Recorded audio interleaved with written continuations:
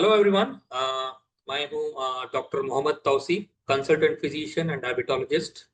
मैं प्रैक्टिस कर रहा हूँ मेडिकेयर हेल्थ सेंटर बैंगलोर से। क्रिटिकल और ये बहुत इंपॉर्टेंट मेडिकल कंडीशन के बारे में बात करनी थी, जो हम समझे कि जो आप लोग बहुत सारे जानते हैं कि खांसी सबको तो होती है। आप और मैं आज उसी के बारे में डिस्कस करेंगे। खांसी से जुड़ी हुई कंडीशन एक और होती है जिसको हम अस्थमा, जिसे हम दमे की शिकायत कहते हैं, तो उसके बारे में भी बात करेंगे। कभी भी नोटिस किया होगा कि आपकी खांसी और अस्थमा से जुड़ी हो सकती है या नहीं है। तो अगर आपको लंबे टाइम से यकीन लगने की लंबे समय से खांसी हो रही है जो जा ही नहीं रही, तो आप अकेले नहीं है। खांसी के डॉक्टर के पास जाने का एक कॉमन रीजन होता यही है। पर क्या आपको पता है कि अस्थमा का यानी कि दमे की शिकायत का सिग्नल हो सकता है। अस्थमा यानी कि दमे की शिकायत एक ऐसी कंडीशन है जिसमें जो है आपके लंग्स के एयरवेज यानी कि आपके लंग्स की जो नालियां, हवा की जो नालियां होती हैं वो सूज जाती हैं, जिसकी वजह से आप ज्यादा वो और ज्यादा सेंसिटिव हो जाती है। मतलब थोड़ा सा भी कोई ट्रिगर यानी कि कोई अलर्जन हो या फिर कोई जानवर भी हो आपके घर में, तो वो भी आपकी खांसी को ट्रिगर कर सकता है। तो इस वजह से सांस लेने में आपको दिक्कत हो सकती है और लगातार खांसी भी हो सकती है। तो इससे हमें पता चलता है कि खांसी और अस्थमा यानी कि दमे की शिकायत दोनों एक साथ में जुड़कर एक ही पेशेंट के अंदर हो सकती है। कुछ लोगों में दमे की शिकायत के यूजुअल लक्षण जो जहाँ नॉर्मल जो सिम्टम्स होते हैं वो हैं वीजिंग, जैसे कि सीटी जैसी आवाज आना, या फिर सांस का फूलना, या फिर सिर्फ खांसी ही अस्थमा का एकमात्र सिम्टम हो सकता है। इससे पता चलता है सिर्फ खांसी होने से मतलब ये अस्थमा भी हो सकता है, या कोई और कंडीशन जैसे कि ट्यूबरकुलोसिस या फिर कोई सीओपीडी कंडीशन वो भी हो सकता है। तो हम और आप इसी के बारे में आप और ज्यादा डिटेल में जानने की कोशिश करेंगे। ठीक है। अस्थमा वाली खांसी के बहुत सारे टाइप्स यानी कि वेरिएंट्स होती हैं, जिसको हम कहते हैं कि कॉफ डिपेंडेंट वेरिएंट, कॉफ वेरिएंट अस्थमा। जैसा हम बोलते हैं कि मतलब अगर अस्थमा के दमे की शिकायत दमे के पेशेंट में अगर सिर्फ खांसी होती है तो उस समय सीबीए बोलते हैं, जैसे कॉफ अस्थमा वेरिएंट, जिसमें सिर्फ खांसी होती है, कोई वीजिंग या फिर सीटी जैसी आवाज आना, या फिर चेस्ट में यानी कि आपके मतलब चेस्ट में जो है टाइटनेस यानी कि मतलब एक कंप्रेशन जैसा फीलिंग नहीं होता, सिर्फ हल्की सी खांसी होती है, जिसे हम कॉफ अस्थमा वेरिएंट बोलते हैं। ये ज्यादातर रात को हो सकती है, या फिर एक्सरसाइज के बाद हो सकती है, या फिर ज्यादा बोलने से, ज्यादा बातचीत करने से, या फिर ज्यादा आपके हलक के ऊपर या फिर आपके चेस्ट के ऊपर ज्यादा प्रेशर पड़ने से ये ट्रिगर हो सकता है, जिसे हम बोलते हैं कॉफ वेरिएंट अस्थमा, जिसमें सिर्फ खांसी ही ज्यादा होती है। मतलब ये ज्यादातर दमे के पेशेंट्स में हो सकती है। तो एक और कंडीशन होती है जिसे हम बोलते हैं कॉफ प्रिडोमिनेंट अस्थमा, जिसमें जो है सिर्फ खांसी के साथ साथ मतलब दमे के पेशेंट में सांस की भी दिक्कत हो सकती है। तो इसमें मेन लक्षण यानी कि मेन सिम्टम जो होता है वो खांसी होती है, तो कभी कभी सांस की तकलीफ भी पेशेंट को हो सकती है, जिसे हम कॉफ प्रिडोमिनेंट अस्थमा बोलते हैं। और एक और कंडीशन होती है जिसे हम बोलते हैं कि ट्रीटमेंट के बाद की खांसी। मतलब अगर आप इनहेलर या दवा आपके लिए कोई इनहेलर या दवाई चल रही है फिर भी खांसी जा नहीं रही, मतलब आप दवाई ले रहे हो फिर भी आपको खांसी कम नहीं हो रही, तो एयरवेज अभी भी आपके सेंसिटिव हो सकते हैं। तो इसको हम बोलते हैं ट्रीटमेंट के बाद की खांसी। बहुत एक इंपॉर्टेंट चीज यहाँ पे आपको नोट करनी होती है कि अगर आपको ये खांसी आपको छोड़ती नहीं है, 6 से 8 हफ्ते बाद से भी ज्यादा हो गया आपको खांसी को आकर, लेकिन जा नहीं रही, जाने का नाम ही नहीं ले रही, तो अस्थमा को आपको टेस्ट जरूर करवाना पड़ेगा, क्योंकि इससे पता चलता है कि मतलब सिर्फ खांसी हो रही है। अस्थमा का भी करवाना पड़ेगा। ये कुछ और कंडीशंस होती हैं जिसे हम ट्यूबरकुलोसिस कहते हैं, तो वो भी हो सकता है। इंडिया में तो वो कॉमन था पहले, अभी तो कम है। लेकिन अगर आपको लगता है कि आपकी खांसी दवाई लेने के बाद भी 6 से 8 हफ्ते हो गए, उसके बाद भी आपकी खांसी जा नहीं रही है, तो आपको जरूर अपना डॉक्टर के पास जाके अस्थमा का टेस्ट करवाना चाहिए होता है। तो हम कॉफ वेरिएंट अस्थमा के बारे में कुछ और डिटेल में जानने की कोशिश करेंगे। यहाँ पर ये सिर्फ कॉफ वाली खांसी जिसमें दमे की शिकायत तो ज्यादा होती नहीं, सिर्फ खांसी होती है, ये क्यों होती है? तो ये तो होता है कि वो एक इन्फ्लेम्ड एरिया यानी कि आपकी जो सांस की जो नालियां होती हैं वो ज्यादा सूज जाती, मतलब सूजी हुई होती हैं, जिसकी वजह से खांसी हो यानी कि कॉफ होती रहती है। आपके लंग्स में लंग के ट्यूब जो होते हैं वो ट्यूब्स के जैसे होते हैं, मतलब जो नाली होती है वो ट्यूब्स के जैसे होती है, जिसमें से हवा आपकी खेलती रहती है, वो सूज जाती है। और कॉफ रिफ्लेक्स यानी कि आपका कॉफ रिफ्लेक्स जो है, जो आपका दिमाग में जो सेंटर आता है वो एक्टिवेट हो जाता है। वो समझता है कि ये कुछ बाहरी चीज आपके अंदर आ चुकी है, जिसकी वजह से आपको उसको बाहर निकालना है, जिसकी वजह से आपका जो कॉफ रिफ्लेक्स जो ब्रेन में सेंटर में जो होता है, ब्रेन में जो वो सेंटर होता है वो एक्टिवेट हो जाता है, जिसके आपको बार बार खांसी करवाता है। तो इसे इन्फ्लेम्ड एयरवेज यानी कि कॉफ वेरिएंट अस्थमा का वो एक सिम्टम होता है। एक और होता है सेंसिटिव लंग्स, क्योंकि अगर ऐसा लगता है सेंसिटिव लंग्स बोले तो अगर आपका थोड़ा सा भी आपको डस्ट यानी कि धूल से आपका एक्सपोजर हो गया, यानी कि आपने एक थोड़ा बहुत स्ट्रॉन्ग परफ्यूम भी यूज कर लिया, या फिर आपके आसपास कोई ठंडी हवा चलने भी लगी, तो इससे भी आपको खांसी ज्यादा हो सकती है, जिससे हम बोलते हैं सेंसिटिव लंग। तीसरी जो चीज होती है वो ट्रिगर, ट्रिगर से खांसी होती है। मतलब ट्रिगर बोले तो कोई ऐसी चीज जिससे जिसको आपको आपके कांटेक्ट में आते ही आपको जो है खांसी ज्यादा हो जाती है। मतलब फॉर एग्जांपल एक बाहर का एलर्जन, जो एलर्जी का कॉल करने वाली चीज, जैसा कि धूल हो, पॉलन हो, इससे आपकी खांसी अग्रेवेट यानी कि ट्रिगर हो सकती है। घर के एलर्जेंस यानी कि आपके घर में धूल हो या फिर कोई पालतू जानवर हो जैसा कि बिल्ली या फिर कुत्ता, उसके पास भी जो है एलर्जेंस होते हैं, जिसके कांटेक्ट में आने से आपको एलर्जी भी हो सकती है, बॉडी पे रैशेस भी आ सकते हैं, आपको खांसी भी ज्यादा हो सकती है। और पोल्यूशन, पोल्यूशन तो आसपास आप आजकल हमारे बहुत ज्यादा हो गया है पूरे इंडिया में, क्योंकि रैपिड इंडस्ट्रियलाइजेशन, अर्बनाइजेशन की वजह से। तो पोल्यूशन से हो सकता है फैक्ट्रीज का स्मोक आने से, यानी कि फैक्ट्रीज से तो ज्यादा स्मोक जो निकलती है वो ज्यादातर घरों के आसपास अगर आ जाती है, या फिर स्ट्रॉन्ग परफ्यूम यूज करने से वो भी आपको ट्रिगर, खांसी को ट्रिगर कर सकता है। चौथी बात होती है एक्सरसाइज। अगर आपने थोड़ा बहुत एक्सरसाइज कर लिया, या फिर जोर से हंस दिया, या फिर बहुत ज्यादा बात कर लिया, तो भी ये जो है आपको खांसी हो सकती है। और मौसम, पांचवी जो चीज होती है वो मौसम के बदलाव से, मतलब वेदर चेंजेस या फिर सीजनल चेंजेस। अगर आपका सीजन चेंज होगा, मतलब समर से मानसून हुआ, या फिर मानसून से स्प्रिंग हुआ, या फिर स्प्रिंग से विंटर हुआ, तो मौसम के बदलाव के समय में भी जो है पोलन ज्यादा हो जाती है। खासकर हमारे यहाँ जहाँ बैंगलोर में है, तो ये कंडीशन ज्यादा होता है। तो मौसम के बदलाव से भी आपका ट्रिगर, खांसी को ट्रिगर हो सकता है।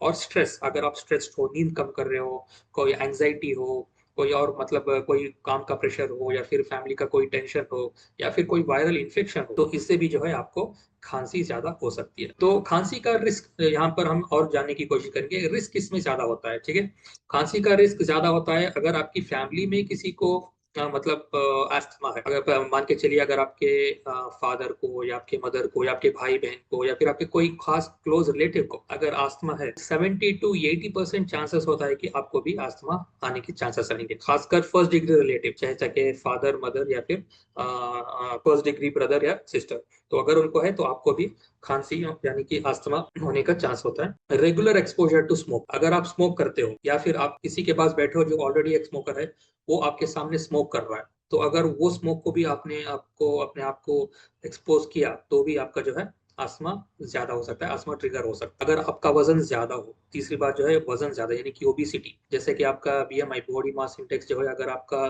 30 के ज्यादा, 30 के अबव हो, आपका पेट बहुत बड़ा हो, तो इससे भी जो है आपका जो है अस्थमा आ सकता है, ये रिस्क आपका बढ़ जाता है अस्थमा का।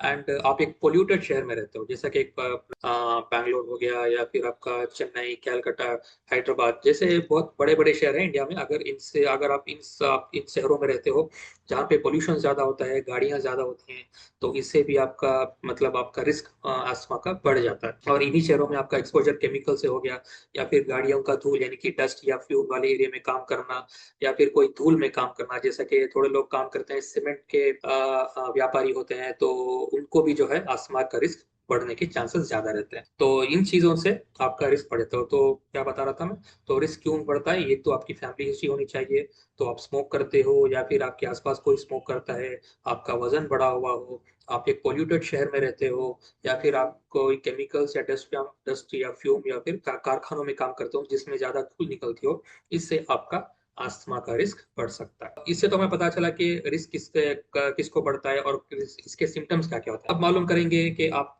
डॉक्टर के पास कब जाएंगे। मैं पहले ही बता चुका हूँ, बताया था कि अगर आपकी खांसी 6 से 8 हफ्ते से ज्यादा हो गई हो, दवाई लेने के बाद भी अगर आपको लगता है कि आपकी खांसी पूरे तौर से नॉर्मल नहीं हो रही है, तो आपको 101% डॉक्टर के पास, डॉक्टर की सलाह लेने जाना ही होगा।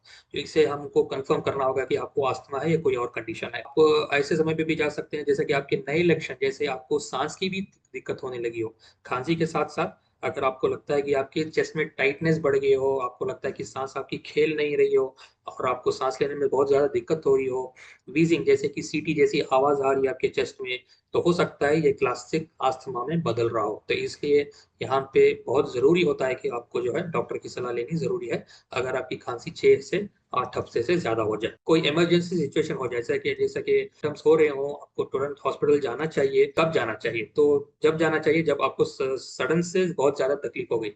अगर आप कहीं ट्रैवल कर रहे थे, कार में या फ्लाइट में ट्रैवल कर रहे हो, अगर आपको सडन से कोई तकलीफ हो गई, मतलब सांस की तकलीफ हो गई, तो इमरजेंसी आपको हॉस्पिटल या डॉक्टर के पास विजिट करना होगा। जब आपको लगता है कि आपके दिल की धड़कन तेज हो गई हो, तभी भी आपको डॉक्टर के पास फौरन जाना होगा। और होंठ या फिर आपके उंगलियां नीला पड़ना, जिससे पता चलता है कि आपका ऑक्सीजन लेवल खेल नहीं रहा है, मतलब आपके ऑक्सीजन बॉडी में जो है ऑक्सीजन कम हो रहा है, तभी जाके आपकी होंठ और उंगलियां नीले पड़ सकती हैं। तो अगर आप ऐसा नोटिस किए तो आपको इमरजेंसी डॉक्टर के पास जाना पड़ता है। एक और चीज होती है जिसमें अगर आपको चक्कर हो रही हो या फिर कंफ्यूजन, और आपको लगता है कि मतलब आपके आसपास वाला बंदा कोई बेहोश हो गया हो, तो जो है ऐसी कंडीशन में भी इमरजेंसी डॉक्टर के पास जाना पड़ेगा। ये सब जो है सीवियर अस्थमा के अटैक के साइन हो सकते हैं। तो अगर आप डॉक्टर के पास गए तो डॉक्टर क्या करेंगे? डॉक्टर आपसे पूरे सिम्टम्स के बारे में पूछेंगे और बहुत सारे टेस्ट भी रेकमेंड करेंगे, चाहे वो ब्लड टेस्ट हो, यूरिन टेस्ट हो, और जो भी लक्षण के हिसाब से वो डिसाइड करेंगे कौन से टेस्ट आपको करवाना होगा। स्पायरोमेट्री, जिसमें आपको जो है एक डिवाइस दिया जाएगा, मतलब एक लंबा वाला डिवाइस जिससे आपको सांस लेनी भी होती है और उसी में आपको सांस छोड़नी भी होती है। मतलब उस डिवाइस में जो डॉक्टर आपको देंगे उसमें आपको सांस लेनी है और आपकी सांस को छोड़नी होगी। तो इससे आपका लंग्स का कैपेसिटी चेक हो जाता है, मतलब आपके लंग्स के अंदर जो हवा खेल रही है, और खेल भी रही है तो कितनी खेल रही है, कितनी हवा जा रही है अंदर। तो उससे वो स्पायरोमीटर से डॉक्टर को पता चल जाएगा और डॉक्टर मालूम कर लेंगे कि ये अस्थमाटिक अटैक है, कोई और। दूसरा जो टेस्ट होता है वो एक्सरे होता है, जिससे डॉक्टर को पता चलेगा कि आपको कोई इन्फेक्शन हुआ है या फिर सिर्फ अस्थमा है या कोई और प्रॉब्लम है। इससे वो डॉक्टर रूल आउट कर लेंगे कि आपको चेस्ट एक्सरे से क्या प्रॉब्लम होगी, मतलब चेस्ट एक्सरे लेने से आपको क्या प्रॉब्लम हो रही है पता चल जाएगा। अगर डॉक्टर को स्पायरोमीटर में भी कुछ पता नहीं चला या फिर एक्सरे में भी कुछ पता नहीं चला, फिर भी डॉक्टर को डाउट है कि आपको अस्थमा हो सकता है, क्योंकि आपकी फैमिली हिस्ट्री में किसी को अस्थमा है, तो डॉक्टर सस्पेक्ट कर रहे हैं कि आपको डाउट है, तो डॉक्टर ट्रायल ट्रीटमेंट आपको देंगे। डॉक्टर देंगे आपको अस्थमा वाली दवाई देंगे। अस्थमा की दवाई लेने से आपका जो है इंप्रूवमेंट नहीं हुआ तो आपको अस्थमा नहीं है। तो यहाँ पे अगर डॉक्टर ने आपको अस्थमा का दवा आपके सिम्टम्स के हिसाब से, इन्वेस्टिगेशन के हिसाब से, मतलब उनको कंफ्यूजन भी है, अभी भी कुछ पता नहीं चला, तो ट्रायल बेसिस वो आपको दवाई देंगे अस्थमा वाली। अगर आपको दवाई से कुछ फायदा नहीं हुआ, अस्थमा नहीं है, कुछ और कंडीशन होगा जिसके लिए फर्दर इन्वेस्टिगेशन अलग से करवाना पड़ेगा। That is entirely different topic. तो अगर आपको अस्थमा की दवाई लेने से अगर इंप्रूवमेंट हो गया तो कंफर्मेशन हो गया कि आपको अस्थमा है, क्योंकि आपको अस्थमा था, आपको अस्थमा की दवा मिली, आप इंप्रूव हो गए, तो मतलब उससे पता चलता है कि आपको अस्थमा है, जिसकी वजह से आपको ये दिक्कत हो रही, सांस की तकलीफ और खांसी हो रही थी। तो इसको हम बोलते हैं कॉफ वेरिएंट अस्थमा। इससे कंफर्म हो जाए। ये तो हो गया डायग्नोसिस जो आपको डॉक्टर के पास करें। फर्दर जो है ट्रीटमेंट प्लान क्या होता है, कंफर्म हो गया कि आपको अस्थमा है, तो यूजुअल ट्रीटमेंट प्लान क्या होता है? इसमें जो है ज्यादातर हम डॉक्टर लोग जो है इनहेल्ड कॉर्टिकोस्टेरॉइड देते हैं, मतलब स्टेरॉइड बोले तो माइल्ड स्टेरॉइड होता है, वो दवाई होती है, मतलब इनहेलर। आप लोगों ने बहुत देखा होगा, मतलब थोड़े एल्डरली फैमिली में बचपन में भी आपने देखा होगा, फिर कोई और फैमिली में आपके लेता होगा, जो माउथ पीस मुंह के अंदर लगे ऐसे फुस खोल के दवा सांस लिया जाता है, तो उसको बोलते हैं इनहेल्ड कॉर्टिकोस्टेरॉइड। तो उसमें जो है एक दवाई होती है जिसको हम स्टीरॉइड बोलते हैं। तो इससे जो है आपके लंग्स के अंदर जो सूजन हुई थी अस्थमा से लेकर, अस्थमा को लेकर, तो वो कम करता है। तो इनहेल्ड कॉर्टिकोस्टेरॉइड से आपके लंग्स की सूजन कम होती है, उसके अंदर के सिक्रीशंस जो यानी कि जो पानी जमा होता है वो क्लियर होने लगता है, आपकी सांस नॉर्मलाइज होने लगती है। रेगुलर ट्रीटमेंट के लिए इनहेल्ड कॉर्टिकोस्टेरॉइड्स आपको रोज लेना पड़ेगा। दूसरी जो चीज होती है वो quick relief inhalers. Quick relief inhalers बोले मतलब आप उसको रेगुलरली यूज नहीं कर सकते। इसको हम बोलते हैं शॉर्ट एक्टिंग बीटा एगोनिस्ट। मतलब ये शॉर्ट एक्टिंग होता है जिससे सिर्फ आपको इमरजेंसी में काम आता है। अगर आप रेगुलर यूज करने के लिए दिया जाता है वो लॉन्ग एक्टिंग होता है, जो आपको रेगुलर मतलब पूरे 24 घंटे में आपको रिलीफ मिलता है। शॉर्ट एक्टिंग जो है मतलब बीटा टू एगोनिस्ट, वो भी जो है क्विक रिलीफ इनहेलर्स, वो भी उसी टाइप के यूज करना होता है। लेकिन वो आपको जो है सिर्फ इमरजेंसी में, मतलब आप कहीं ट्रैवल कर रहे हो या फिर फ्लाइट में ट्रैवल कर रहे हो, ट्रेन में जा रहे हो, आपको जोर से हवा लगी, आपका वेदर चेंज हुआ हो, तो आपको कुछ अटैक हुआ हो, आपको लगा कि आपको अस्थमाटिक अटैक आ रहा हो, तो इमरजेंसी में आप ले लोगे, वो शॉर्ट एक्टिंग हो तो आपको इमीडिएट रिलीफ मिल जाता है। तो आप उसके बाद जो है आप डॉक्टर के पास कंसल्ट कर सकते हैं। ठीक है, तो ये हो गया दूसरा ट्रीटमेंट प्लान। और तीसरा जो है मॉन्टेलुकास बोल के एक दवाई आता है, मतलब वो एक टैबलेट है जो आपको रेगुलर या फिर 3 मंथ्स या 6 मंथ्स तक, depending upon your condition, doctor आपको प्रिस्क्राइब करेंगे, जो आपके एलर्जी को और अस्थमा के सिम्टम्स को कंट्रोल करके रखता है। ऐसा नहीं कि वो आपको ट्रीटमेंट कर रहा, मतलब वो आपके सिर्फ सिम्टम्स को कंट्रोल करता है, ताकि आपको कोई इमरजेंसी कंडीशन में जाने की नौबत में आए। तो इसीलिए जो है तो 3 तरह का ट्रीटमेंट प्लान होता है। जो इनहेल कॉर्टिकोस्टेरॉइड्स होता है वो है आपके लंग्स के सूजन को कम करता है। क्विक रिलीफ इनहेलर्स इमरजेंसी में यूज कर सकते हैं। और मॉन्टेलिका जो टैबलेट होता है वो आपको जो है एलर्जी और अस्थमा के सिम्टम्स को कंट्रोल करता है। देखिए इनहेलर को जो है मतलब क्विक रिलीफ इनहेलर को जो है सिर्फ इमरजेंसी में ही यूज कर सकते हैं। ऐसा नहीं कि आप क्विक रिलीफ इनहेलर को आप रेगुलर यूज करेंगे तो कुछ फायदा होने वाला नहीं है। और इनहेल कॉर्टिकोस्टेरॉइड जिसमें लॉन्ग एक्टिंग दवा रहती है, क्विक इमरजेंसी में यूज करेंगे तो तभी फायदा होने वाला। जो दवाई जैसे लेना है आपको डॉक्टर से बात करके उसके हिसाब से आपने एक नोट बना के रखनी है और उसी टाइम पे उसको यूज करना होता है। तो इनहेलर को सिर्फ आपको इमरजेंसी में यूज करना है और हर दिन नहीं। अगर यूज करना पड़ रहा है डॉक्टर से कंसल्ट करके अपना दवाई चेंज करवा। थोड़े बहुत ऑल्टरनेटिव थेरेपीज भी हैं डॉक्टर्स के एडवाइस के साथ ही आप ले सकते हैं, जैसा कि आप योगा या प्राणायाम मेडिटेशन आप कर सकते हो, जिससे ज्यादातर आपका स्ट्रेस कम होता है, आपका आपका पोस्चर सुधरता है। और एक्यूपंक्चर आप करवा सकते हो, वो जो कभी कभी हेल्पफुल हो सकता है, मतलब हर बार तो बोल नहीं सकते लेकिन कभी कभी हेल्पफुल हो सकता है। आप कोई हर्बल रेमेडीज भी ट्राई कर सकते हैं, जैसे कि हल्दी टर्मरिक वगैरह यूज कर सकते हैं। लेकिन हर चीज के लिए डॉक्टर से सलाह लेना बहुत जरूरी होता है। And there are something like meditation और हिप्नोसिस, जिससे आपका स्ट्रेस और आपका ब्रीदिंग कंट्रोल में मदद कर सकता है। तो ये चीजें भी आप ऑल्टरनेटिव थेरेपीज के बेसिस पे डॉक्टर की सलाह पर यूज कर सकते हैं। आप सोशल मीडिया पे देख लिया फिर आपने ट्राई किया, ऐसा मत कीजिएगा। सोशल मीडिया पे बहुत सारी इंफॉर्मेशन कभी कभी सही होती है, मोस्ट ऑफ द टाइम गलत होती है, कभी कभी सही होती है। लेकिन जो भी आप ऑनलाइन देखते हो, ऑनलाइन इंफॉर्मेशन कलेक्ट करते हो, मेडिकल रिलेटेड या हेल्थ रिलेटेड, अपनी डॉक्टर की सलाह किए बिना मतलब लाइफ में इम्प्लीमेंट कर सकते हैं। ठीक है, टॉक खत्म करने से पहले पहले थोड़ा daily care self care tips बताना चाहूंगा। मैं क्यों होता है, मतलब ट्रिगर्स का, वेदर चेंज हो गया तो आपको ट्रिगर हो गया खांसी, या फिर आपने कोई पालतू जानवर रखा हो उसकी वजह से हो गया, या फिर आपने कुछ स्ट्रॉन्ग परफ्यूम या स्मोक को ले लिया तो उससे ज्यादा। तो ये होता है कि आपको जो है जिस चीज से आपको लगता है कि आपका अस्थमा यानी कि आपका खांसी वर्स हो सकता है, जो उन चीजों को आपको अवॉइड करना है। जैसा कि आपने स्मोक या फिर परफ्यूम या फिर पोलन, ठंडी हवा से, इन चीजों से दूर रहना है। मतलब अगर पालतू जानवर से आपको खांसी होती है या फिर एलर्जी होती है तो उनसे भी दूर रहना है, या फिर धुआं से, उसमें पोल्यूशन से दूर रहना है, स्ट्रॉन्ग परफ्यूम से दूर रहना है, ठंडी हवा से दूर रहना है। ठीक है, तो एक अपने लिए खुद का एक एक्शन प्लान बनवाएं और उसको खुद फॉलो करें। ये कंडीशन में ये टाइम पे मुझे अस्थमा ज्यादा होता है तो उस टाइम पे अपने आप का केयर कैसे लेना है और अपने डॉक्टर से शेयर करें। डॉक्टर आपको लगता है कि आपका जो प्लान है वो सही है तो आप उसको फॉलो कर सकते हैं। तो सबसे इंपॉर्टेंट बात जो होता है वो आपका दवाई। दवाई कभी भी आप नहीं छोड़ सकते बिना डॉक्टर से कंसल्ट किए।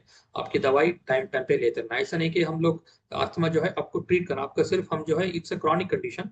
क्रॉनिक कंडीशन बोले तो ये लंबे समय तक चलने वाली है, तो इससे जो है आपका सिम्टम्स को हम कंट्रोल कर रहे हैं। तो इसके लिए आपको दवाई अपनी टाइम पे लेनी है, आपके सिम्टम्स हो या ना हो, आपको दवाई टाइम टाइम पे लेना है। डेली कंट्रोल इनहेलर जिसमें लॉन्ग एक्टिंग दवाई रहती है, और जरूरत के वक्त यानी कि क्विक रिलीफ इनहेलर, दो भी आपके पास इमरजेंसी हमेशा होनी चाहिए। चाहे आप ट्रैवल कर रहे हो या फिर घर पे हो या फिर कहीं और जा रहे हो, आप अपना बैग चेक करके जरूर कंफर्म करें, ये दो चीजें आपके पास हमेशा होनी चाहिए। और डॉक्टर के पास हर 3 महीने 2 महीने जैसे आपके डॉक्टर ने बताया हो तो उसके हिसाब से रेगुलर फॉलोअप करें। और पांचवी बात ये होती है कि अपना वैक्सीनेशन करवा लें, जैसा कि रेगुलर फ्लू वैक्सीन, कोविड का वैक्सीन और निमोनिया का वैक्सीन, इसको ना भूलें। ठीक है, तो फाइनल मैसेज मेरा ये होता है कि मेरे खांसी हो रही है, में बढ़ जाती है या एक्सरसाइज के बाद बढ़ जाती है, अस्थमा का चेकअप जरूर करवाएं, क्योंकि सही इलाज और केयर से आप अपनी हेल्थ वापस पा सकते हैं। Thank you so much for listening in.